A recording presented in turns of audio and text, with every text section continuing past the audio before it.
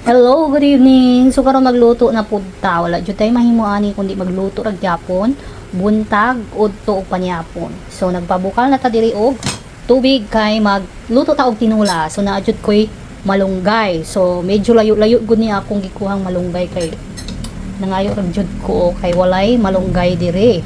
Then mao ni ato ang isagol sa ato ang tinula. Natay sikwa, onion, kamatis, okra, and itong sibuyas dahon. So medyo mahal na karon ang okra, upat ka buok bali 10 pesos jud siya, and then gagmay kaayo. Okay? So ang ato ang isda maura Japon, same ra gyapon atong isda para sa ato ang tinula. So mag-start na ta ani kay ni bukal naman. So kamatis. Okay. So, hulaton sana ako pila ka minuto antes ako ibutang ako isda. So, ibutang na nato ning ato ang isda. So, usa ka dako o upat ka buok na gagmay. So, maura jud na akong isda para sa tinula na bilin. Then, ato sa takluban. So, mauna ni after a few minutes, nakabutang na day po og gamayng asin sa ato ang isda. So karon ilunod na nato ni ang atong okra.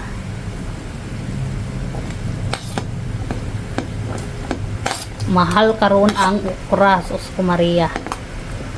As in mahal.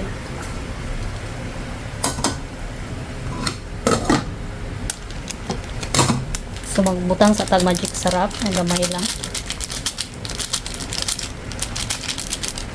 So, i-check na to basig okay na ni. So, medyo okay na ang ato ang okra.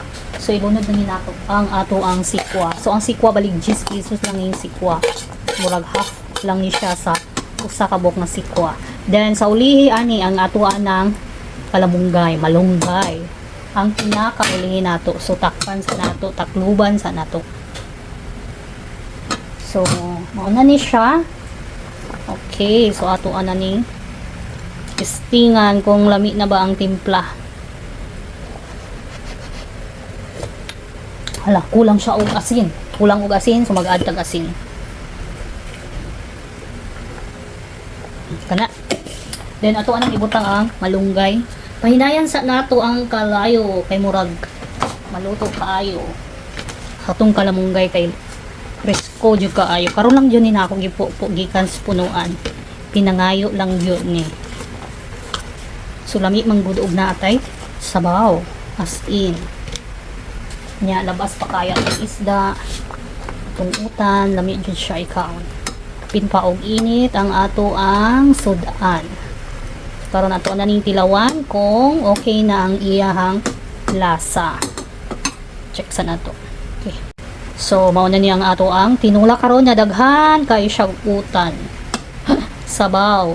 Init pa. Okay, ato ng tilawan. So, nakadugang na tanig asin gamay. Wow. So, okay na ang timpla sa ato ang tinula. So, naan siya sikwa. Lami kayo jud as in. Fresh kayo itong kalamunggay. Okay. Umanatag luto. O, mauna niyang ang katuang sabaw karon. Isda na tinula daghan kayo og vegetable. See? Oh, nainit pa dyan.